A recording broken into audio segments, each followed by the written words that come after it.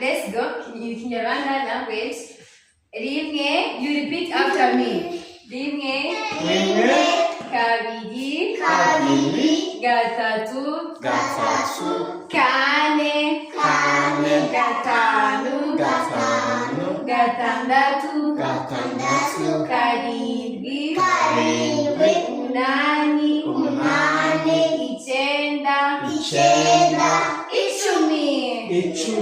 Cumi na rimwe, cumi na kabiri, cumi na gatatu, cumi na kane, cumi na gatanu, cumi na gatandatu, cumi na karindwi, cumi n'umunani, cumi n'icyenda, makumyabiri.